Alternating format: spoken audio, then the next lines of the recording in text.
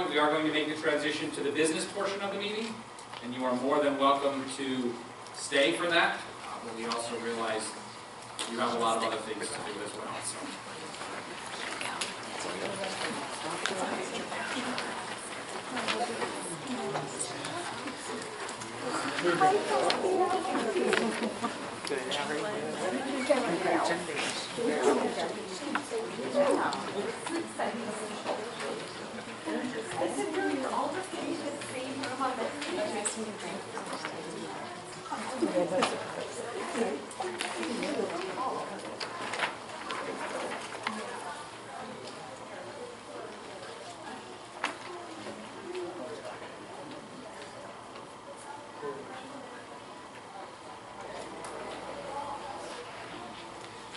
I just have two items. The first one that's on the agenda is that November 7th, we will have our board work session down at the BCTC campus. Each year, districts are invited to hold a board meeting on site at BCTC.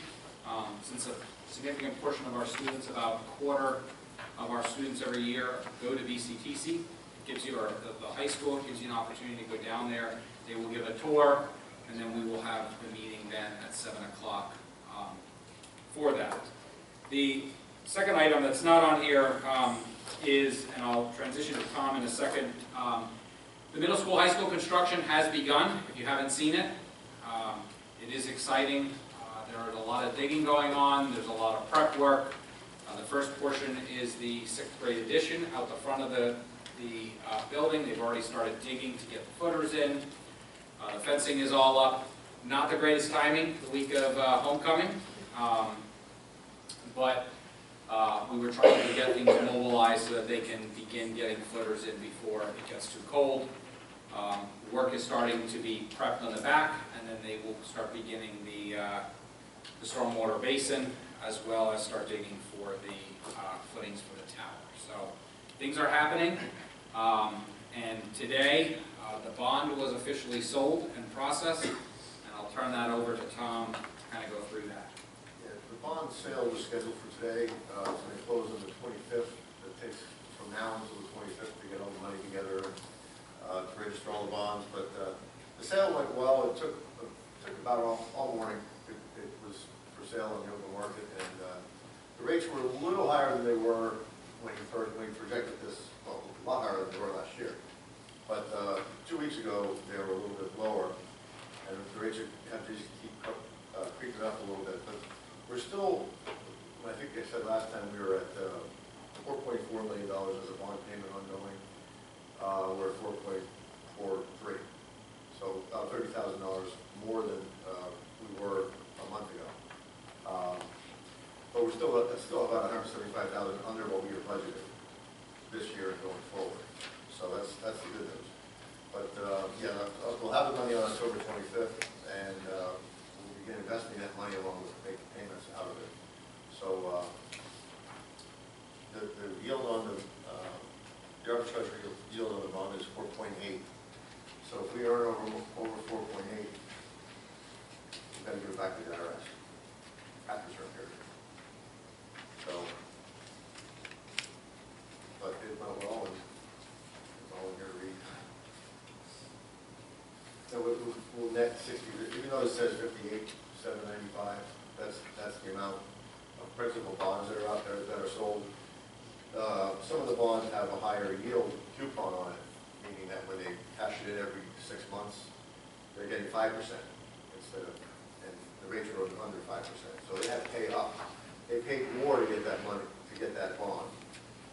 It's kind of hard to explain, but they paid more to get that bond that they get a 5% coupon every 6 months. So it's not, we still owe the extra money because they gave it to us ahead of time.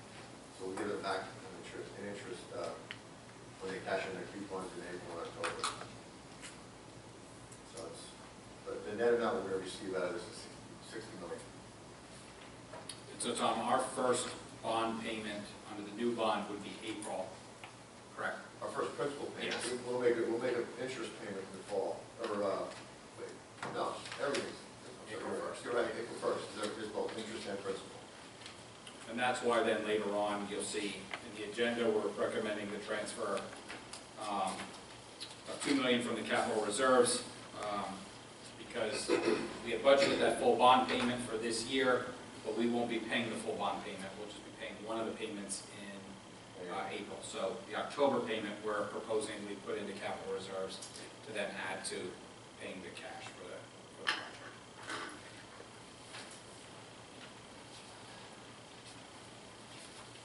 So that ends my report. Are there any students or citizens wishing to address the board pertaining to agenda items only? Seeing none, we're going to move right into finance. Mr. Heck? All right. A, approve the commitment of the following fund balances in accordance with GSSB 54 and Board Policy 620, effective June 30th, 2023. Special education, curriculum, athletic facility improvements, and the above numbers will be decided based on board decision. Okay, so the audit just began yesterday here, so until we have a good picture of how much excess cash we're going to have at the end of this year, at the end of last year, that's when we'll be able to put those numbers in. So I believe within 2 weeks, within a 2-week period between now and then, we'll have a good idea, and we can get, I don't know if we're going to get the finance committee together or discuss with the finance committee to determine what those numbers are. Those numbers are currently, special education is 200,000, curriculum is 250,000, and athletic facility improvements are 1.55 million. And that's basically put aside for the replacement of the turf. It's already over. It's already overdue, but it's still safe.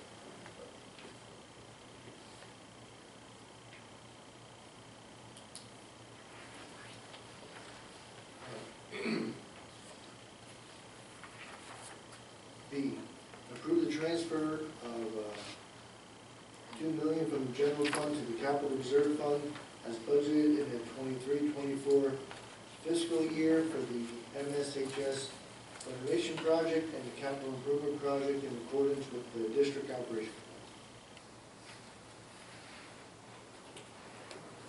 Moving on to personnel, looks like all of that is voting items. Mrs. Hall?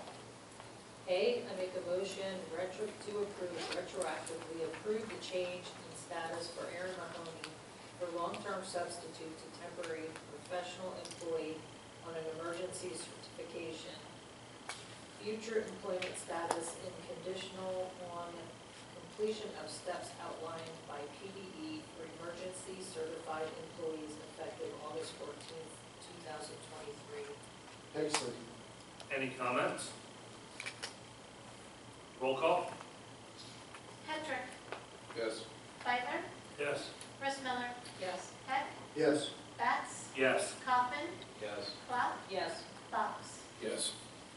B, I make a motion to approve the following volunteers for the remainder of the 2023-2024 school year as listed below. Heck second. Any comments? Roll call? Feiler, Yes. Rissmiller, Yes. Heck, Yes. Bats, Yes. Kaufman, Yes. Cloud, Yes. Fox, Yes. Hedrick. Yes. Moving on to policy, Mr. Heck? All right. A, give second reading and final approval to the following policies. I'm going to say 821 through 827 as listed. Well, listed there. And then B, we're going to give first reading with the intent to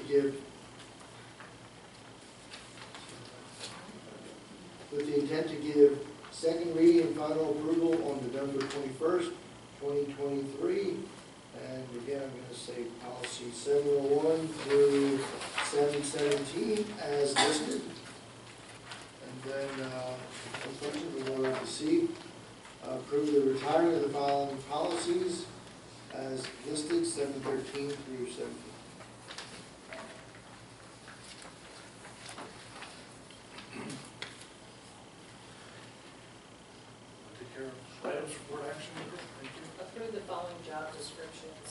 school nurse, RN/LPN, and club and class advisor. Administrative reports, we're going to just go as they're listed here on the agenda. Mr. Hammer. Good evening, everyone. Tulpehocken Area High School was recently just recognized in the best high schools in the nation by U.S. News. We're actually top 29%. Those categories are college readiness, state assessment proficiency, state assessment performance, underserved student performance, college curriculum breadth, and graduation rate. So that's something that we're very proud of, and we share that with our staff. We also recently had our Veedom Triple Header, which was also the senior night this past weekend. It was very well attended, very positive atmosphere.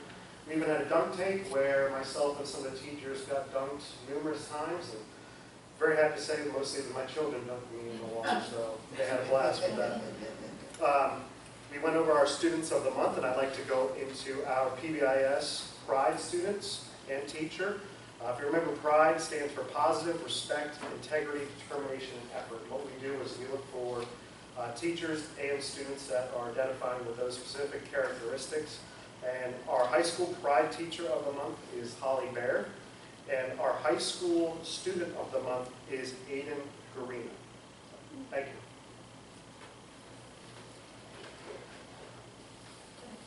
Yeah, just go. Okay. Hello, thank you. Kristen Parsons, I'm the assistant principal at the high school, and this week is a very exciting week for us in our community because it is homecoming. Our pep rally will be held on October 6th during 7th and 8th period. The games start Friday evening at 3:45 with middle school girls soccer, and then it will end with the boys soccer at 7:30 with the homecoming court being announced at halftime. We also are going to be having the TTAA and the Student Council pig roast on Friday from 3 to 7. It'll be $10 for adults and $7 for children. The children just receive a sandwich, but the meal for the adults includes a pork sandwich, chips, 4 pretzels, applesauce, or coleslaw, and a drink. And then the homecoming dance will be held on Saturday evening, October 7th from 6:45 until 10.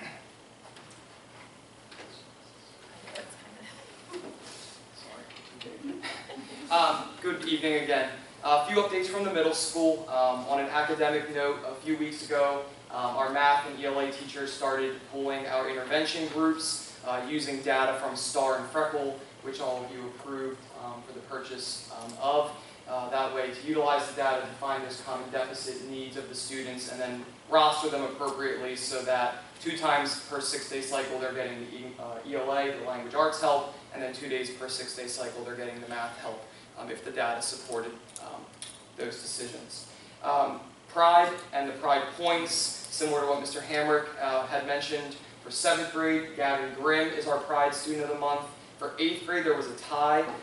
J.J. Morgan and Aiden Selby both received the same amount of Pride points. And then our Pride Points Teacher of the Month at the middle school was Miss Ashley Count. Last but not least, this past Friday was the first middle school dance of this school year. The overwhelming emphasis I got from the students was they had a lot of fun. I see Ms. Kester here shaking her head and smiling, so I guess Ava carried home that sentiment.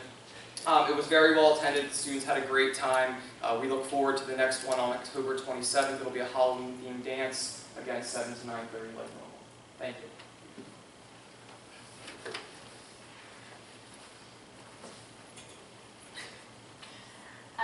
So Penn Burnville held data meetings this past month, where we discussed students' academic successes and areas for growth.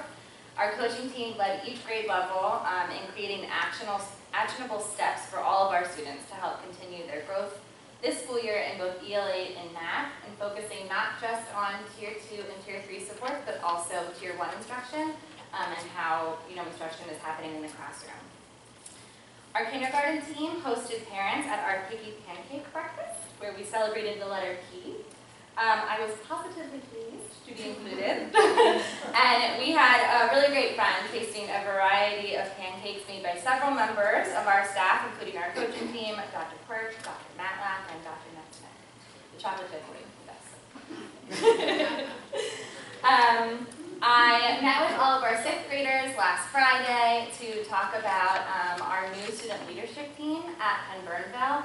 So I opened up applications for students to apply to our student leadership team, where they're sharing why they would make a great part of Penn Burnville student leadership team, different ways that they can be role models for our students, and ways in which they could assume leadership roles within our building. So I'm really excited to get that started next month.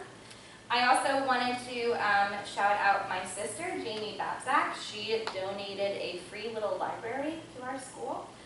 So we'll be putting that out by the playground and our outdoor classroom. Right now, Mr. Brian Foreman has it in his room so that students can help kind of give it some pizzazz before we put it outside. Lindsay, do you want to explain what that is? Sure. So free little library, what happens is it's set outside, and then I'm going to fill it with books.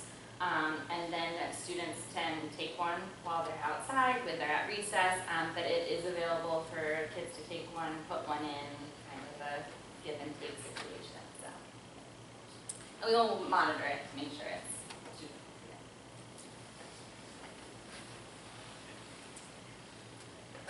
I wanted to start off by giving a shout out to all the ladies that work in our AS, our autistic support, and our life skills classroom. Over the past couple weeks, I've spent a lot of time in the classroom. I got to be in life skills all day yesterday as their teacher. And the planning for each individual child in those classrooms is outstanding. Students are engaged in learning activities all throughout the day in the classroom, as well as in homeroom classrooms where they're integrated with their grade level peers. A special shout out to Mrs. Kirshner. I got her permission to use her name tonight.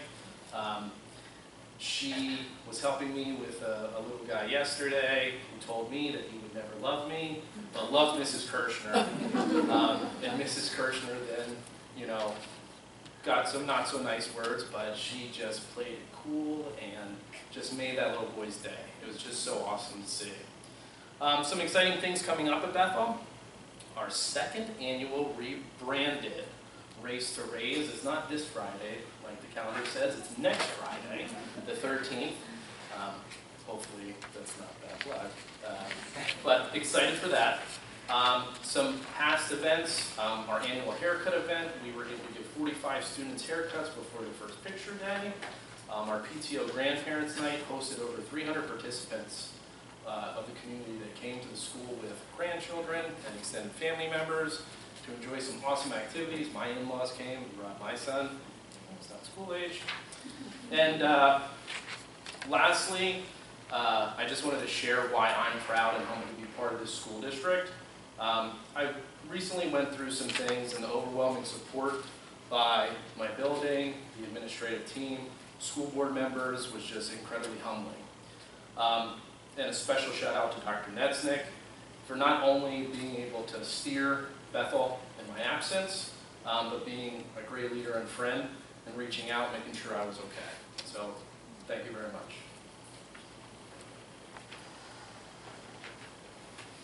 Good evening. Part of the ongoing monitoring that we go through for special education, this year we're looking at Indicator 13, which examines our practices for transition planning, and then also Indicator 14, which is our post-school outcome survey. So I'm working closely with Erica Miller. She's one of our learning support teachers and our transition coordinator. Also with Ms. Lydia Beck, our career counselor. We're working with the IU to review our transition activities, the things that we have in place for our students to make sure we're preparing them for success after graduation. I really feel this is something that Tulpahawken, we do a great job of. We give our students the skills they need for success on their desired route. It's not all geared at college, it's not all geared towards employment right away. Whatever their desire is for success, we support them along the way. So as we go through the year, we'll be reviewing what we have in place now, making sure everything's up to speed and meeting our students' needs. The second item I have, I did not coordinate with Andrew on this, was also about our life skills. Last year was at PB, we transitioned to Bethel for logistical reasons, and it really helped align with our autistic support classroom, sharing resources, sharing staff, and we were officially approved by the state. Our advisor came out They have to review the space to make sure it's suitable, that they're involved in the ebb and flow of the school building, and our advisor was really blown away with how well the building, or that classroom is incorporated throughout the building. So I wanted to thank Andrew and the Bethel team for really welcoming that classroom. And Ms. Deller, the teacher in that room, her and her team have just done a great job making sure the students have acclimated to that building, they're comfortable, really going above and beyond. Good evening. So the library spaces at both of the elementary buildings now has been reopened and full use for about the last month. And in passing through each building, I've heard a lot of excitement from staff being able to take kids into that space, the kids being excited. I was helping to unpack and shelf books at Bethel at one point, and several classes went by over the course of the 2 hours that I was there, and I was just hearing kids walking by asking their teacher, where are we going to be able to get? I want to check out a book. So of course, being the literacy person, I got a nice smile out of that. So everybody seems really excited by the spaces, and they are getting put to good use. A little bit of echoing what Mrs. Tinney had mentioned. 2 weeks ago, we had our first data meetings for our MTSS system at both elementary buildings. Our coaching team, as she mentioned, did a phenomenal job. They prepared for those meetings and then ran those meetings with all their colleagues. They did a great job. Just by the numbers, over the next 8 weeks at each building, we will have a total of 60 students who will receive Tier 2 support in reading from our reading specialists and from our Kutztown reading interns. We will have an additional 28 students receiving Tier 3 reading support between the two buildings. And then we will also now have 74 students total getting Tier 2 math support, which we have not had for several years. So just by the numbers, those are the students who are going to be benefiting from our partnership with Kutztown University, having those reading interns available, as well as having our math coaches now available to help with our math program.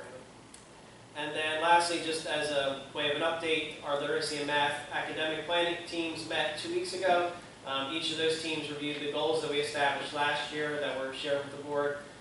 We looked at the data that we gathered at the end of last year in our survey for professional learning that was specific to each content area. We also took a look at potential professional learning partnerships should the need for some outside expertise arise in either of those areas. And the math team also considered and gave some feedback on a potential format for a district skill progression, K-12 skill progression for math. And then both teams will be meeting again the last full week in October, and I will update then at the November meeting. Mr. Shirk or Dr. Park, do you have anything to add? Sure. The turf classroom is finished at Burnville. Feels really nice. We have some new furniture on it. Dr. Netsink was gracious enough to help me carry some stuff yesterday. I hope you didn't pull it back out or anything. So that's together, looks really, really nice. The turf is laid at the Bethel playground. Should hopefully be, weather permitting, should hopefully be finished this week as well. Get that open, and then he'll be focusing his time on Burkeville and cleaning that up and getting that turf laid. So that's going really well. As Dr. Netsink also said, the high school is underway. Lots of things happening, lots of big excavators, dump trucks, just getting ready and prep for everyone to get in and get to work. The electrician just started this week, so he started disconnecting. Gym's bleachers are all torn out, and they're starting to demo things, so things are getting clear. So, I also wanted to give a shout out to my team. I was actually helping Alan today out at the stadium, and he just got back from vacation. He goes, I actually missed it.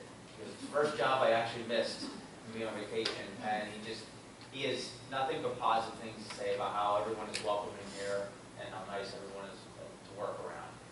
He said it's one of his favorite jobs. Well, it is his favorite job, he said, so he's ever had. So it was great to hear that. Thank you. And just to piggyback a little bit off of others, but I want to call out intentional, just praise the building leadership teams and our instructional coaches running those data meetings. I had the opportunity to sit in on those, just kind of take back and listen to some of the systems that we put into place. Phenomenal job across the board. In an hour to an hour and a half, they went through every grade level student. They looked at math and ELA needs, talked some discussion about behavioral and emotional needs as well. And it was just a complete team effort. But then on the back end, we're being very intentional this year about setting goals and recording those goals. instruction and target support for students.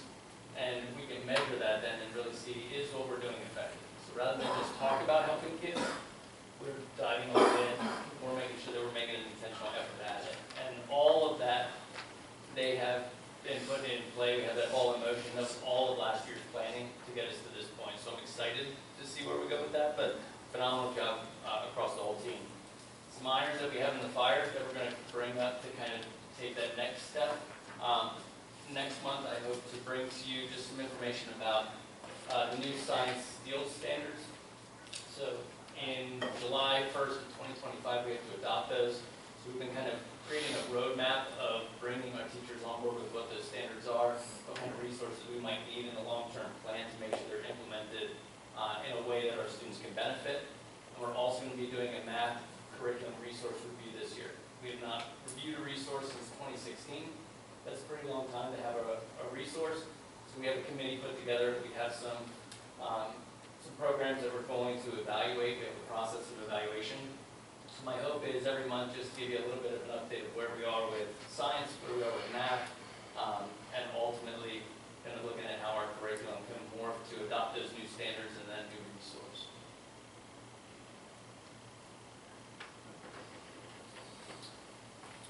Anybody have any old business to discuss? Does anybody have any new business to discuss? Calendar events is listed. One thing that I didn't hear mention, we're still having pig roast, right? Yes, sir. A lot of stuff, calendar's full there. Anyone have anything to address the board this evening? I have a question. In my line of work, any home that's built prior to 1978, we have to disclose the possibility of exposure to lead-based paint. Matt had talked about the turf and stuff. Do you guys find a need, or are you concerned with the lead exposure, as well as about 20 different carcinogens to the children? We know that lead impacts the development of children's brains, which is why it's needed to do in to disclose in real estate. Have you guys considered the toxicity that exists in a turf field?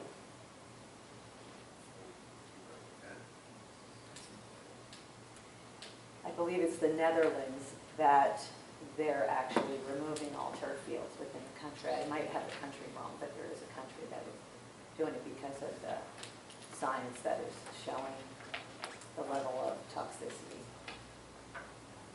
and the high, especially the high levels of lead.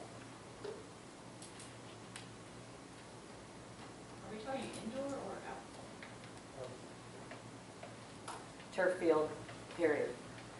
I know that when the field was just put in originally, I served on the board, and I remember going home and telling how toxic it was. I had a headache within 15 minutes. I was sick from being there, and I sat on that field for about 2 hours.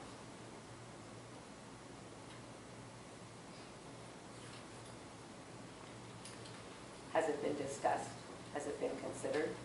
Or do you have no awareness? To be honest, this is the first time I ever heard of lead in an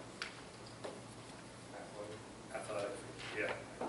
There's about 20 different carcinogens that the children are exposed to. The way it came up is they were finding that athletes are having high levels of cancer rates, and it was the ones that were on these turf fields. You figure they're out there, they're kicking around the dust that comes up and stuff like that. It's impacting the respiratory system.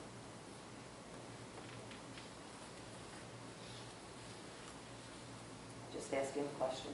I don't have an answer for you. First, I have to research it myself.